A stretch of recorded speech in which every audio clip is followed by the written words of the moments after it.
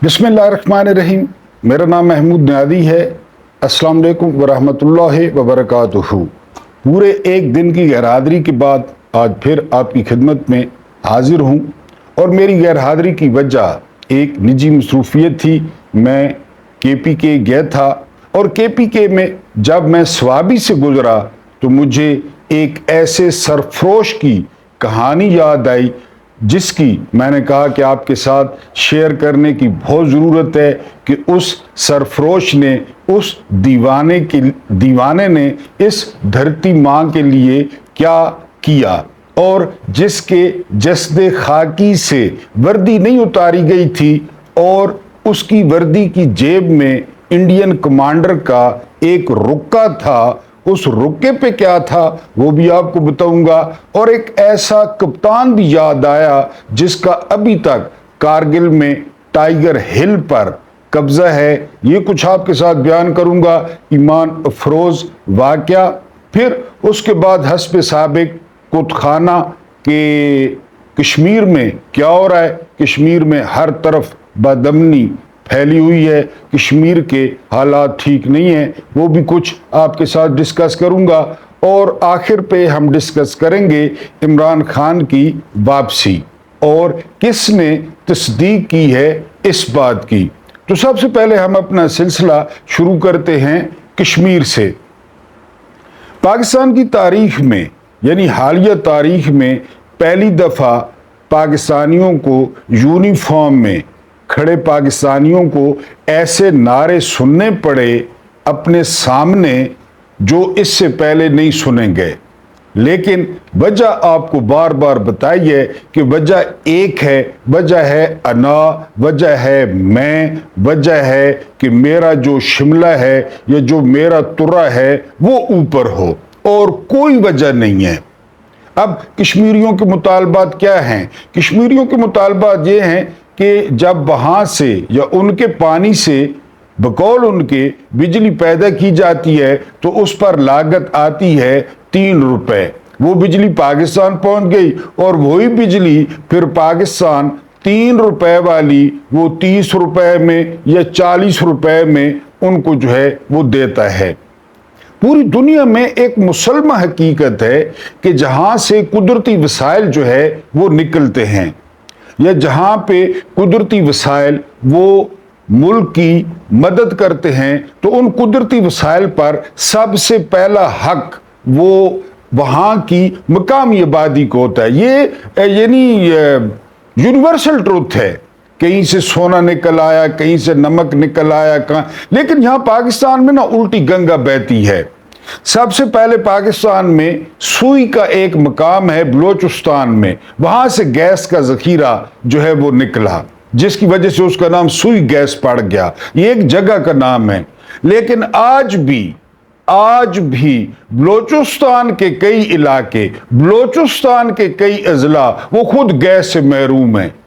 जब यहां पाकिस्तान में 10-10 फुट के फासले पर CNG बन रहे थे और लोगों ने अरबों रुपए कमाए, लोगों ने खाली CNG के परमिट देने में अरबों कमाए, उस वक्त पूरे बलोचिस्तान में सिर्फ क्वेटा में CNG स्टेशन था और इन्होंने गिलानी की हुकूमत में 10-10 करोड़ रुपए एक CNG स्टेशन के परमिट के दिए कि हाँ लगाओ। और इतने परमिट दिए, मेरी उम्र के बंदों को याद होगा कि हर 10 फुट के फासले पर CNG स्टेशन बन गया, हर 10 फुट के फासले पर CNG बन गया। हुकूमत ने पैसे कमा लिए, गिलानी एंड कंपनी ने।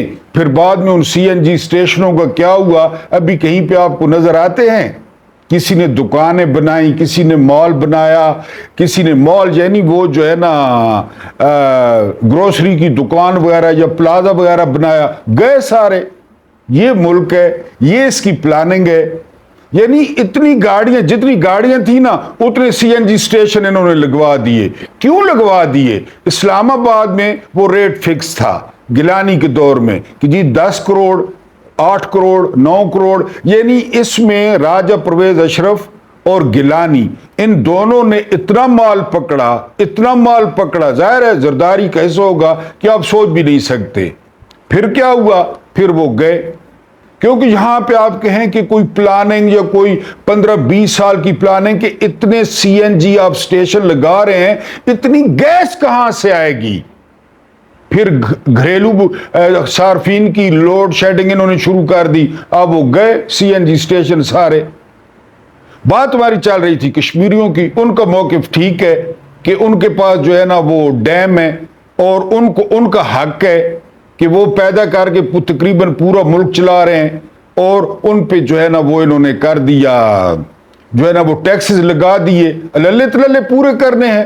جو بندہ آ گیا ہے اس پہ ٹیکس، جو بندہ آ گیا ہے اس پہ ٹیکس، ٹیکس پہ ٹیکس۔ اب یعنی پینشنرز پہ ٹیکس، پینشنرز یعنی جو پرانے نئے جو پینشنرز ہیں نا ان کی پھر بھی حالت ٹھیک ہے۔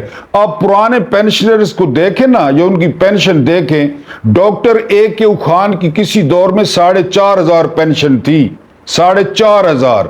آپ ان پینشنرز کا حال دیکھیں اور یہ کہہ رہے ہیں کہ ان پہ بھی ٹیکس لگے گا۔ یہی حال انہوں نے کشمیر میں کیا، چاہے وہ بجلی ہو، چاہے وہ آٹے کی سبسڈی ہو۔ آٹے پہ انہوں نے سبسڈی ختم کر، یہ سبسڈی کس کو دے سکتے ہیں ان حالات میں؟ اپنی عیاشیوں کی وجہ سے۔ تو وہ حالات اتنے بگڑے۔ پھر سب سے اہم بات، سب سے کہ جس حکومت کو لوگوں نے منتخب کیا تھا وہ حکومت انہوں نے عمران کے جاتے ہی گرا دی، یعنی 10-15 بندے پکڑے، حکومت چینج ہو گئی۔ کوئی انوار الحق صاحب، ہم نے تو نام بھی پہلی دفعہ سنا تھا، وہ وزیر اعظم بن گئے، وہ نمائندہ ہے نہیں، یعنی لوگوں نے تو اس کو ووٹ نہیں دیے تھے نا، اگر لوگ ووٹ دیتے تو وہ وزیر اعظم بنتا، لیکن وہ رجیم چینج آپریشن والوں نے چونکہ سارا مکمل کرنا تھا، عمران کا نام و نشان مٹانا تھا، گلگت بلتستان میں اسی طرح کیا۔ ایک ہر دل عزیز وزیر اعلیٰ خالد خورشید کے ساتھ انہوں نے یہی کیا۔ پھر انہوں نے کشمیر میں جو ہے وہ یہی کیا، کشمیر میں حکومت بدل دی۔ اب سنبھالیں حالات کو۔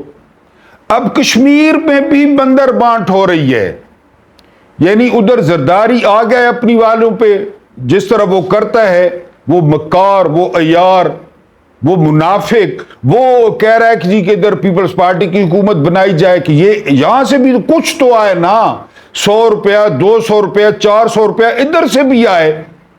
اور ادھر وہ انہوں نے اپنا وزیر جو فارم 47 والا ہے، وہ کے پی کے والا امیر مقام، یہ اس نے نون لیگ نے بھی میدان میں اتار دیا ہے۔ یار معاملات دیکھیں، وہاں پہ نعرے سنیں، ان کو اپنی پڑ گئی ہے، ان کا وزیر بھی میدان میں آ گیا کہ ہم حکومت بنائیں۔ پورا کشمیر بند، پورے کشمیر میں آگ، اور جو ہے نا وہاں پہ تشدد، وہاں پہ مظاہرے، وہاں پہ کاروبار فی الحال تباہ۔ ان کو کیا پڑی ہے؟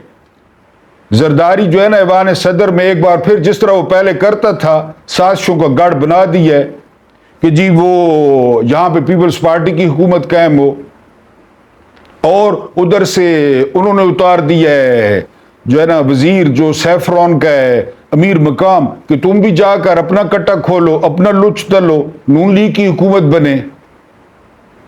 اور پھر وہی حدیث مبارکہ کہ ان کے پیٹ قبر کی مٹی بھرے گی، قبر کی مٹی، اور ان کے پیٹ بھر ہی نہیں سکتے، بالکل نہیں بھر سکتے۔ کوئی معاملات کو حل کرنا، معاملات کو سیدھا کرنا، کچھ ان کی ڈیمانڈز کو پورا کرنا، کچھ پوری کروانا، یہ ان چکروں میں پڑ گئے ہیں۔ اور انڈیا کا مقبوضہ کشمیر کا سوشل میڈیا دیکھیں، وہ سوشل میڈیا کیا مہم چلا رہا ہے، اور کتنا دل کھول کے وہ ہنس رہا ہے اور لعنتیں ڈال رہا ہے ان پہ کہ تم لوگ اس کشمیر کی بات کرتے ہو، پہلے اس کو تو سنبھالو۔ یہ 4 ضلع ہیں ہمارے پاس، 4 ضلع۔ اب انہوں نے ضلع، جب ہم نے یہ انڈیا سے چھینا نا 1947-48 میں پٹھانوں کی مدد سے، یہ 4 ضلع تھے ٹوٹل، اور انڈیا کے پاس 16 ضلع ہیں، 16 ضلع۔ تو یہ 4 ضلعوں کے پاس ہمارا یہ حال ہے کہ یہ جو ہے نا آپ دیکھ لیں، اور یہاں پہ وہ پھر بندر بانٹ، یعنی ان کا جو اوڑھنا بچھونا بندر بانٹ، زرداری چکر میں پڑ گئے کہ یہ بھی جائے گھر اور ہماری حکومت قائم ہو، اور انہوں نے امیر مقام کو کہا کہ ہم کیوں پیچھے رہیں، وہ بھی ادھر گھس گئے حکومتوں کے لیے، مسائل حل کرنے کے لیے نہیں نا۔ یہ آپ کی غلط فہمی ہے ان کے پاس ہے کیا حل کرنے کے لیے؟ یہ کبھی کہتا ہے آرمی چیف کی قیادت میں ترقی کریں گے، کبھی کہتا ہے محمد بن سلمان کی قیادت میں ترقی کریں گے، کبھی کہتا ہے قاضی فیض عیسیٰ کی قیادت میں ترقی کریں گے، حالانکہ یہ ترقی صرف چیری بلاسم کی قیادت میں کر رہا ہے اور شو شائنر کی قیادت میں کر رہا ہے۔ یہ ٹیچر یہ مسئلے حل کرے گا؟ اس کے ہاتھ میں ہے کیا؟ اور جنہوں نے مسئلے حل کرنے ہیں وہ کیوں کریں؟ ان کو کیا ہے؟ ان کو کیا لگے؟ انہوں نے جو کچھ کرنا تھا کر دیا اور وہ چل کر رہے ہیں، مزے کر رہے ہیں، وہ مافیا منگوا رہے ہیں لوگوں کو۔ تو بہرحال کشمیر میں حالات وہ قابو سے باہر ہیں اور ایک بار پھر وہ بارگیننگ کا راستہ کھل گیا ہے کہ اس کی حکومت ہو اور اس کی حکومت ہو۔ اس کے بعد عمران خان کی واپسی 8 مئی کو اور 9 مئی کو، آپ تھوڑا ڈاٹ کنیکٹنگ کریں نا، D G I S P R نے پریس کانفرنس کی اور D G I S P R نے جتنی سخت پریس کانفرنس کی وہ آپ نے سنی ہوگی، میں نے بھی رپورٹ کی تھی، اس سے 10 گنا زیادہ وہ رؤوف حسن صاحب جو ترجمان ہیں پی ٹی آئی کے، انہوں نے پریس کانفرنس کر دی، 10 گنا زیادہ سخت۔ اس کے بعد آرمی چیف نے لاہور میں جا کر بیان دیا، اس پہ بھی شعیب شاہین اور رؤوف حسن نے اس سے 10 قدم آگے جا کر پریس ٹاک کر دی۔ اس کانفیڈنس کی کوئی وجہ آپ کو سمجھ آ رہی ہے؟ اس کی کانفیڈنس کی وجہ یہ ہے کہ امریکی سفیر نے عمر یوب کو پیغام بھیجا کہ وہ ایز اے اپوزیشن لیڈر اس سے ملاقات کرنا چاہتے ہیں۔ پاکستان کی ہسٹری میں پہلی دفعہ کیا ہوا؟ پی ٹی آئی نے جواب دیا کہ آپ دفتر خارجہ سے رابطہ کریں، دفتر خارجہ کو اطلاع کریں، دفتر خارجہ ہمیں کہے، ہم پھر ملاقات کریں گے۔ یہ پاکستان کی ہسٹری میں پہلی دفعہ ہوا۔ امریکی سفیر ڈونلڈ بلوم نے جو ہے نا وہ دفتر خارجہ پاکستان سے رابطہ کیا، دفتر خارجہ نے عمر یوب سے رابطہ کیا، عمر یوب نے منظوری دی، تو عمر یوب، رؤوف حسن اور بیرسٹر گور وغیرہ سے امریکی سفیر کی ملاقات ہوئی۔ ٹھیک ہے جی، پھر امریکیوں کی ملاقات ہوئی دفتر جو ہے نا سفارت خانے کے لوگوں کی اسی طرح شبلی فراز سے۔ شبلی فراز کون ہے؟ وہ سینٹ میں جو ہے وہ اپوزیشن لیڈر ہیں پی ٹی آئی کے۔ پھر آئی ایم ایف نے کیا کہہ دیا؟ آئی ایم ایف نے کہا کہ نون لیگ اور پیپلز پارٹی دونوں کے مقابلے میں پی ٹی آئی نے زیادہ ووٹ لیے ہیں، اور پی ٹی آئی ایک حقیقت ہے، سیاسی حقیقت ہے، کوئی مانے یا نہ مانے۔ پھر اس کے بعد کیا ہوا؟ اس کے بعد یہ ہوا کہ محمد بن سلمان نے جب پاکستانی کت خانہ دیکھا، جو میں روزانہ کہتا ہوں، تو محمد بن سلمان نے کہا مجھے کیا ضرورت ہے گالیاں کھانے کی، ان کی گھر والے نہیں سنتے، ان کو گھر میں دوسری دفعہ سالن نہیں ملتا، اس حکومت کو یہ کبھی کہتے ہیں فلاں کی قیادت میں، کبھی کہتے ہیں فلاں کی قیادت میں۔ محمد بن سلمان نے کہا دفعہ وہ، انہوں نے بھی دورہ نہیں کیا۔ ٹھیک ہے جی، وہاں سے جو پی ٹی آئی کا جو کانفیڈنس تھا، اور آپ کسی بندے سے پوچھ لیں، کسی بندے سے، میں نے بتایا نا کہ کل جو ہے وہ میں کے پی کے گیا، تو آپ ہم سمجھتے نا کہ ان میں کوئی سمجھ بوجھ نہیں ہے یا ان میں جو ہے نا یہ عام لوگ ہیں، آپ ان کی ویوز دیکھیں کہ وہ کیا کہتے ہیں، ان کو کیا کیا چیزوں کا پتہ ہے، اور ایک خاص ادارے کو وہ کن الفاظ میں یاد کرتے ہیں۔ اس کے بعد کیا ہوا؟ انہوں نے ظلم کیا کہ کسان کی جو ہے نا وہ انہوں نے 3900 امدادی قیمت جو ہے وہ مقرر کی۔ آپ اللہ پہ یقین کریں کہ کسان کو بلیک میل کر کے، جن کی رکھنے کی جگہ نہیں ہے، جن کی رکھنے کی جگہ ہے نا وہ بہت تھوڑے لوگ ہیں، انہوں نے تو رکھ لی، جن کی رکھنے کی جگہ نہیں ہے ان سے 3000 روپے لیا جا رہا ہے، 3000 روپے من جو ہے نا خریدی جا رہی ہے، 3200 روپے من خریدی جا رہی ہے، 3300 من خریدی جا رہی ہے، جو بہت اچھی قسم کی گندم ہے اور تھوڑا سا ذمہ دار بھی تھوڑا سا مضبوط ہے، وہ 3600 3700 کی بیچ رہا ہے۔ اور آپ کو پتہ ہے کہ پاکستان میں جس شعبے سے سب سے زیادہ لوگ جو ہے وہ وابستہ ہیں، پوری فیملیز، پورے خاندان، وہ زراعت ہے۔ ان کروڑوں لوگوں کو اپنا مخالف نہیں بلکہ دشمن بنا لیا انہوں نے۔ آپ کسانوں سے ان کے بارے میں پوچھیں، آپ کسانوں سے اس میڈم मेकअप बानो के बारे में पूछें, इस जनरल रानी के बारे में पूछें, पंजाब वाली के यानी किसानों से, वो अल्फाज मैं आपको यहां पे बता ही नहीं सकता जो किसान इनके लिए अदा करते हैं। इन्होंने सारे पंजाब का मतलब यही है, ज़राअत आप जानते हैं अच्छी तरह, सारे किसानों को इन्होंने बर्बाद कर दिया। और किसानों का जितना खर्चा आया, जितना खादों पे खर्चा आया, जितना बीज पे खर्च आया, जितना दवाइयों पे खर्च आया, वो भी पूरा नहीं हो रहा। और फिर आखिरी बात, सच सच है, यानी हक है ही आने के लिए और बातिल है ही मिट जाने के लिए। हर किसी को पता है वोट किसने लिया 8 फरवरी को, 2/3 अक्सरियत किसको मिली, चोर कौन है, इनका सहूलतकार कौन है, इन पर किसका हाथ है, यानी ये। और मिलिट्री स्टैब्लिशमेंट को अब अपनी पड़ी है। मैंने जिंदगी में मिलिट्री स्टैब्लिशमेंट को इतना कमजोर नहीं देखा जितनी कमजोर वो अब है। उसको जान के लाले पड़े हुए हैं कि जी अब क्या करें, वो जी 10 अरब वहां से आ जाएंगे, 15 अरब वहां से आ जाएंगे, मिलिट्री स्टैब्लिशमेंट ने कहा, और 40 अरब वहां से आ जाएंगे। कहां वैसे आ जाएंगे, खामखा आ जाएंगे। इनकी शक्लें लोग 40 साल से देख रहा है, लोग इनको 40 साल से जानता है। बाजवा ने क्या कहा था, बाजवा ने कहा था, जनरल बाजवा ने, कि सिर्फ ऑरेंज ट्रेन में 45% कमीशन, ना 45% कमीशन वो शहबाज शरीफ ने खाया है। 45% कमीशन सिर्फ ऑरेंज ट्रेन में। ये बाजवा लानती का बयान है, बाजवे का। फिर जिसने इनको मुसल्लत किया, मतलब भी देखे ना, ये पता था मुसल्लत उन्हीं को किया।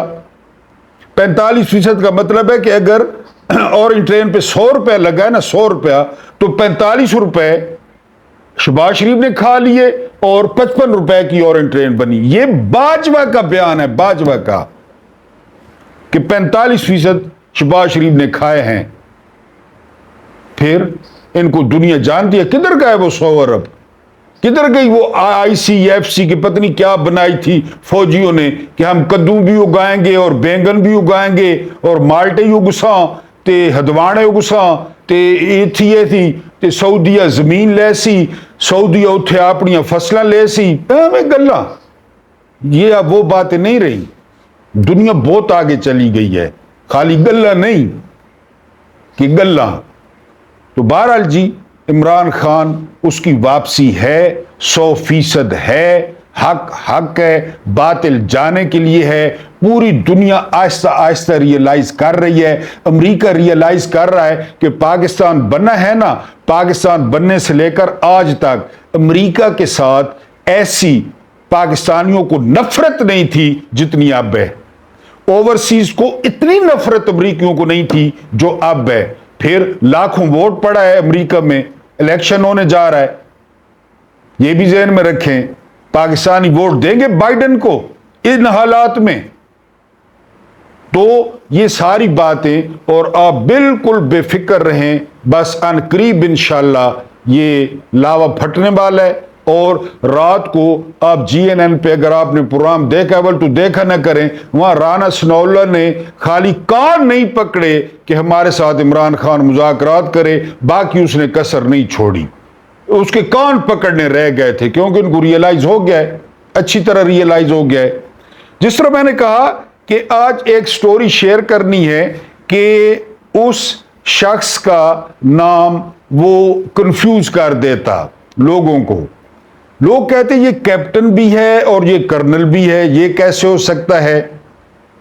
यानी मिलिट्री एकेडमी में भी लोग कंफ्यूज हो जाते कि ये कैप्टन है कि कर्नल है। किस्सा क्या था? किस्सा ये था कि जिस हीरो की मैं बात करने जा रहा हूं, इसका दादा, वो भी कश्मीर का मैंने जिक्र किया ना कि पठानों ने आजाद कराया, उन पठानों में इस शेर का दादा भी था और उनका कमांडर था कर्नल शेर खान। यानी इसके दादा का कमांडर था कर्नल शेर खान।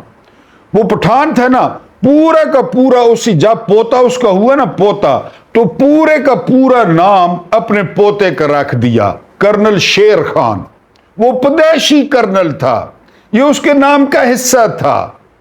جی آپ تو آپ سمجھ گئے ہوں گے کہ میں کس کی بات کر رہا ہوں. بہرحال میں آج آپ کو اس شیر کی، اس سرفروش کی سٹوری سناتا ہوں جو پی ٹی آئی کے نہیں ہوتے، جو نون لیگ کے نہیں ہوتے، جو پیپلز پارٹی کے نہیں ہوتے، جن کو راولپنڈی کے گولفر سے کوئی مطلب نہیں ہوتا.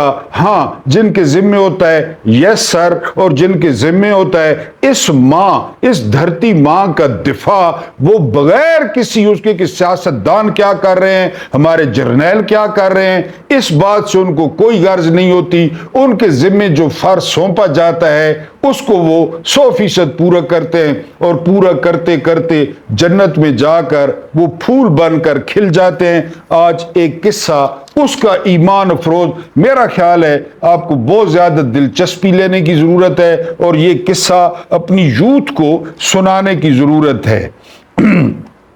1999 کی کارگل جنگ میں ایسا واقعہ پیش آیا جو دو دشمن ممالک کی جو ہے وہ کبھی بھی ہسٹری میں پیش نہیں آیا. وہ واقعہ کیا تھا؟ جب ٹائیگر ہل، یہ وہاں پہ ایک علاقہ ہے بڑا امپورٹنٹ، اور وہاں سے پورا نیچے جو ایریا وہ کنٹرول کیا جا سکتا ہے، اور وہی ایریا اس روڈ کی نگرانی کرتا ہے جو روڈ سری نگر اور انڈیا کو ملاتا ہے. یعنی وہاں دراز سیکٹر بھی کہتے ہیں، بٹالک بھی کہتے ہیں. تو یہ ٹائیگر ہل وہاں پہ اونچی چوٹی تھی. جب ٹائیگر ہل پر کیپٹن نے، جن کا ہم ذکر کر رہے ہیں، اتنی بہادری کے ساتھ جنگ کی کہ انڈین فوج نے ان کی بہادری کا اعتراف کیا. اس لڑائی کی کمانڈ سنبھالنے والے بریگیڈیئر ایس ایم باجوہ نے بی بی سی کو بتایا، ان کا کمانڈر ایس ایم باجوہ، جب یہ جنگ ختم ہوئی تو میں افسر کا قائل ہو چکا تھا. 1971 کی جنگ بھی میں لڑ چکا ہوں. بریگیڈیئر باجوہ نے کہا، میں نے کبھی کسی پاکستانی افسر کو ایسے قیادت کرتے نہیں دیکھا. وہ اس طرح نکلتا جس طرح ایک شیر شیروں کے جھنڈ کی قیادت کر رہا ہو. باقی سارے فوجی کرتا پجامہ میں تھے، وہ ٹریک سوٹ میں تھا. Kargil untold stories from the war, یہ کتاب کا نام ہے، کی مصنفہ رچنا بھٹ راوت کا کہنا ہے پاکستان نے ٹائیگر ہل پر 5 مقامات پر اپنی چوکیاں قائم کر رکھی تھی. پہلے 8 سکھ ریجمنٹ کو ان پر قبضے کا ٹاسک دیا گیا، وہ یہ نہیں کر پائے اور ان کو اس افسر کے شیر جوانوں نے بھگا دیا. بعد میں جب 18 گریڈیٹرز، یہ ان کی جو ہے نا کمپنی ہے، کو ان کے ساتھ لگایا گیا تو کسی نہ کسی طرح وہ اس پر قبضہ کرنے میں کامیاب ہوئے. یعنی گریڈیٹرز کو لگا دیا گیا تو انہوں نے وہ واپس لے لی. لیکن کیپٹن کرنل شیر خان نے ایک جوابی حملہ کیا. پہلی بار ناکامی ہوئی لیکن انہوں نے اپنے جوانوں کو تیار کر کے دوبارہ حملہ کیا. جو یہ جنگ دیکھ رہے تھے وہ سب یہ کہہ رہے تھے کہ یہ ایک خودکش حملہ تھا. خودکش، وہ جانتے تھے کہ یہ مشن کامیاب نہیں ہوگا کیونکہ انڈین فوجیوں کی تعداد ان سے کہیں زیادہ تھی. بریگیڈیئر باجوہ کے بقول کیپٹن کرنل شیر خان بہت بہادری سے لڑے. آخر کار ہمارا ایک جوان کرپال سنگھ جو زخمی تھا اور وہاں پہ پڑا ہوا تھا، اس نے اچانک اٹھ کر 10 گز کے فاصلے سے پورا برسٹ مارا. اس برسٹ سے پہلے بھی کیپٹن کو گولیاں لگی ہوئی تھی لیکن کیپٹن نہیں گرا تھا. اس برسٹ نے کیپٹن کو گرا دیا. ان کے مطابق پاکستانی حملے کے بعد ہم نے وہاں 30 پاکستانی لاشوں کو دفنا دیا. لیکن میں نے کیپٹن کرنل شیر کی لاش کو 2 کلیوں کے ذریعے نیچے منگوایا اور ہم نے اسے بریگیڈ ہیڈ کوارٹر میں رکھوا دیا.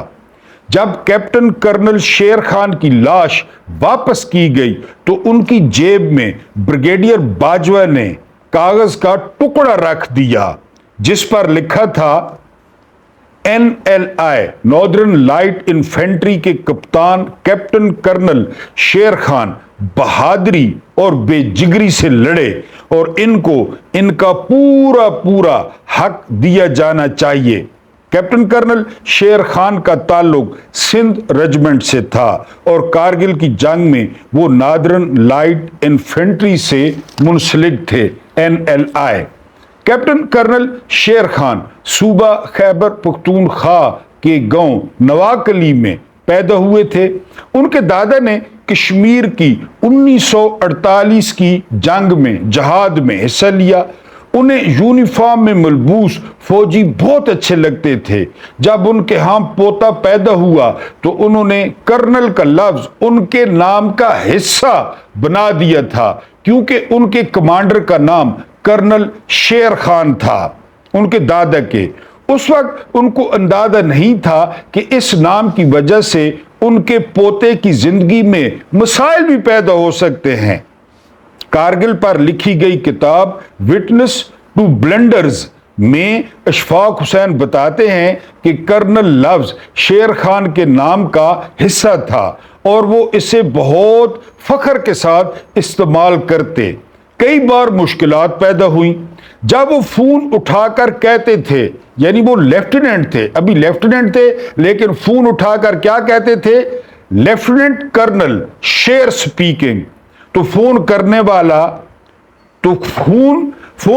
वाला घबरा जाता था कि वो कमांडिंग ऑफिसर से बात कर रहा है और उन्हें सर कहना शुरू कर देता। तब वो मुस्कुराकर कहते, मैं लेफ्टिनेंट कर्नल शेर खान हूं, मैं अभी आपकी बात कमांडिंग ऑफिसर से करा देता हूं। कर्नल शेर ने अक्टूबर 1992 में मिलिट्री एकेडमी में शमूलियत अख्तियार की। जब वो वहां पहुंचे तो उन्होंने दाढ़ी रखी हुई थी। उन्हें दाढ़ी साफ करने का कहा गया तो उन्होंने इनकार कर दिया। आखिरी सेशन में उनसे दोबारा कहा गया कि आपकी कारकर्दगी बहुत जबरदस्त है, अगर आप दाढ़ी साफ करा देते हैं तो आपकी जो पोस्टिंग है वो बहुत अच्छी और जबरदस्त होगी। लेकिन उन्होंने दोबारा इनकार कर दिया। इसके बावजूद उनको बटालियन क्वार्टर मास्टर की पोजीशन दी गई। पाकिस्तान मिलिट्री एकेडमी में उनके 1 साल जूनियर कप्तान अलीउल हुसनैन बताते हैं कि उनकी अंग्रेजी कमाल की थी। वो दूसरे अफसरान के साथ स्क्रैबल खेला करते और अक्सर जीतते। जवानों के साथ वो बहुत खुल मिल जाते और जवानों के साथ हमेशा वो लूडो खेलते और जीतते। कैप्टन जनवरी 1998 में डोमेल सेक्टर में तैनात थे। सर्दियों में जब इंडियन फौजी पीछे चले गए तो वो चाहते थे कि उनके ठिकानों पर कब्जा कर लें। इस सिलसिले में वो आला अफसरान से पूछने के बारे में सोच रहे थे कि कैप्टन कर्नल शेर ने इतला भेजी कि वो चोटी पर पहुंच चुके हैं, अभी जवाब नहीं आया था। कर्नल अशफाक हुसैन अपनी किताब में लिखते हैं कि कमांडिंग ऑफिसर परेशान थे कि क्या करें। उन्होंने आला हुकाम तक बात पहुंचाई और हिंदुस्तानी चौकी पर कब्जा जारी रखने की इजाजत मांगी कि कर्नल शेर ने कब्जा कर लिया है, अब उस पर कब्जा जारी रखने की इजाजत दी जाए। आपके ख्याल में क्या जवाब मिलता आला अफसरान की जानिब से? जी वही जवाब मिलता जो आप सोच रहे हैं, अफसरान ने इजाजत न दी। कैप्टन कर्नल शेर को वापस आने को कहा गया। वो वापस तो आ गए, लेकिन वापस आते आते इंडियन पोस्ट की बहुत सी अलामतें, मसलन इंडियन फौजियों की वर्दियां, दस्ती बम, बहुत सारी गोलियां और कुछ स्लीपिंग बैग्स भी उठा लाए। 4 जुलाई 1999 को कैप्टन कर्नल शेर को टाइगर हिल पर जाने के लिए कहा गया। वहां पाकिस्तानी फौज 3 दफाई लाइंस बना चुकी थी जिन्हें कोड 129 ABC दिया गया था। इंडियन फौजी 129 AB को काट चुके थे, 2 लाइनें उड़ा चुके थे। कैप्टन शेर शाम को 6 बजे वहां पहुंचे थे। اور حالات کا جائزہ لینے کے بعد دوسری صبح انہوں نے انڈین فوجیوں پر حملہ کرنے کا منصوبہ بنایا۔ کرنل اشفاق حسین لکھتے ہیں رات کو انہوں نے سارے جوانوں کو جمع کیا اور شہادت پر ایک خوبصورت تقریر کی اور شہادت کی اہمیت واضح کی۔ صبح 5 بجے انہوں نے نماز ادا کی اور کیپٹن عمر کے ساتھ حملے پر نکل گئے۔ وہ کیپٹن عمار بھی جو ہے وہ کہا جاتا ہے اور عمر بھی، وہ میجر ہاشم کے ساتھ 129 بی پر تھے کہ انڈین فوجیوں نے جوابی حملہ کر دیا۔ میجر ہاشم کی کمانڈ میں تھے۔ خطرناک صورتحال سے بچنے کے لیے میجر ہاشم نے اپنے توپ خانے سے اپنی پوزیشن سے ہی گولہ باری کی بات کی۔ جب دشمن فوجی بہت قریب آ گئے تو ان سے اس قسم کا مطالبہ کرتے ہیں، فوجی ان سے اس قسم کا مطالبہ کرتے ہیں۔ کرنل اشفاق حسین آگے لکھتے ہیں ہماری اپنی توپوں کے گولے چاروں طرف گر رہے تھے، یعنی پیچھے توپ خانے کو حکم دے دیا کہ گولے چلائیں اور ان کے گولے انہی کے ارد گرد گر رہے تھے۔ پاکستانی اور انڈین جوانوں کی دست بدست لڑائی جاری تھی۔ تبھی ایک انڈین جوان کا burst captain colonel Sher Khan کو لگا کہ وہ نیچے گر گئے۔ باقی پاکستانی فوجیوں کو تو انڈین نے وہیں دفن کر دیا، لیکن کیپٹن کرنل کے جسد خاکی کو پہلے سری نگر اور پھر دلی لے جایا گیا۔ کیپٹن کرنل شیر خان کو نشان حیدر سے نوازا گیا۔ بعد میں ان کے بڑے بھائی اجمل شیر نے ایک بیان میں کہا کہ اللہ کا شکر ہے ہمارا دشمن بھی کوئی بزدل دشمن نہیں ہے۔ اگر وہ کہیں کہ انڈیا بزدل ہے تو میں کہوں گا کہ نہیں، یہ ان کے بھائی کا بیان ہے، کیونکہ اس نے اعلانیہ کہہ دیا کہ کرنل شیر خان ہیرو ہے۔ 18 جولائی 1999 کی نصف شب ملیر چھاونی کے سینکڑوں جوان ہوائی اڈے پر پہنچ گئے، جہاں انہوں نے کیپٹن کرنل شیر خان کی میت وصول کی۔ ان کے 2 بھائی اپنے آبائی گاؤں سے وہاں آئے تھے۔ کرنل اشفاق حسین لکھتے ہیں صبح 5:01 پر طیارے نے رن وے کو چھوا۔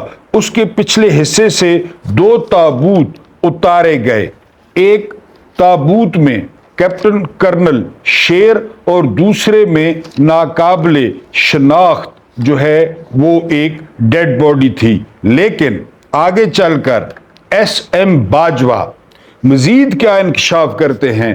مزید انکشاف کرتے ہیں کہ بار بار کیپٹن کرنل وہ ایمونیشن مانگ رہے تھے، پیچھے سے گولیاں مانگ رہے تھے، سپلائی مانگ رہے تھے، سپلائی کٹ چکی تھی۔ کرنل کے پاس جب آخری گولی ختم ہوئی کیپٹن کرنل کے پاس، تو کیپٹن کرنل نے جس کے جسم میں کم از کم 9 گولیاں لگ چکی تھی، کرپال سنگھ کے برس سے پہلے اس کرنل نے پتھروں سے ہم پہ حملہ شروع کر دیا۔ گولیاں ختم ہوئی، وہ نیچے سے پتھر اٹھا اٹھا کر ہم پر برسانے لگا اور اس کے پتھروں نے ہمیں روکے رکھا کافی دیر تک۔ لیکن ساتھ ہی کرپال سنگھ وہ زخمی پڑا تھا، اس نے آخری ٹرائی کے طور پہ اس کرپال سنگھ کو بھی سب سے بڑا ایوارڈ انڈیا نے دیا تھا، اس نے جو ہے وہ لیٹے لیٹے پورا برسٹ وہ کیپٹن کرنل کو مار دیا، تب کیپٹن جا کر گرا۔ اب بات ہو جائے کیپٹن عمار کی، جو آج بھی ٹائیگر ہل پر قابض ہے۔ کس طرح قابض ہے؟ اس کیپٹن کی، کیپٹن عمار کی اسی کے ساتھ مل کر کندھے سے کندھا اور پیٹھ سے پیٹھ لگا کر وہ کیپٹن لڑتا رہا، لیکن اس کی ڈیڈ باڈی ریکور نہ ہوئی۔ آج بھی اس کا کیپٹل ہل پر قبضہ ہے، وہ واپس ہی نہیں آیا، وہ ادھر ہی رہا اور آج بھی وہاں اس کی روح حکمرانی کر رہی ہے، کیونکہ کیپٹن عمار کی ڈیڈ باڈی واپس نہیں آئی۔ انتہائی کوشش کے باوجود کیپٹن عمار کی ڈیڈ باڈی ریکور نہیں ہوئی۔ وہیں پر کیپٹل ہل میں جو ہے وہ کیپٹن عمار کا قبضہ ہے، تا قیامت رہے گا۔ مشرف کے کیا جو ہے نا وہ ارادے تھے، کیا عزائم تھے، اس بات سے قطع نظر ان دو شیروں نے وہ قیامت تک اپنی کہانی رقم کر دی۔ دونوں جنت میں پھول بن کے جو ہے وہ کھل اٹھے۔ لیفٹیننٹ جنرل ریٹائرڈ امجد شعیب کہتے ہیں کہ میں کرنل شیر کے گھر گیا، کافی حوصلے میں تھے، ان کو ڈیڈ باڈی بھی مل گئی، لیکن جب میں اپنی مسز کے ساتھ کیپٹن عمار کے گھر گیا تو میں خود پہ قابو نہیں پا سکا کہ ایک تو ان کا بیٹا شہید ہو گیا، دوسرا اس کی ڈیڈ باڈی کیپٹل ہل سے ریکور نہیں ہوئی، لیکن اللہ پاک ان کو، آپ کو پتہ ہے شہداء مرتے نہیں ہیں، وہ زندہ ہیں، آپ نے دعا بھی کرنی ہے کیپٹن عمار اور کیپٹن کرنل شیر کے لیے۔ یہ ہیں وہ لوگ جن کو ہم سلام کرتے ہیں، یہ ہیں وہ لوگ جو اس جو ہے وہ قوم پر اور اس دھرتی پر اپنا آج جو ہے اپنا کل وہ اس قوم کے آج پر قربان کر دیتے ہیں۔ اور آخر میں الیکشن 2024 پر تازہ ترین قطع ہے جناب خالد مسعود صاحب کا، وہ آپ کی خدمت میں پیش ہے۔ جب نہ کام بنا ووٹوں سے اور فارم 45 سے، جب نہ کام بنا ووٹوں سے اور فارم 45 سے، غیبی مدد اچانک ہی مل گئی فارم 47 سے۔ جب نہ کام بنا ووٹوں سے اور فارم 45 سے، غیبی مدد اچانک ہی مل گئی فارم 47 سے۔ بابا جی سے پوچھا ایک ہی ہویا تو وہ بولے وہی ہوا جو ہوتا آیا 1947 سے۔ اگر قطع پسند آئے تو دعا ضرور دینی ہے۔ اللہ پاک آپ لوگوں کو آسانیاں عطا فرمائے، آسانیاں بانٹنے کی توفیق عطا فرمائے۔ مجھے برداشت کرنے کا بہت بہت شکریہ۔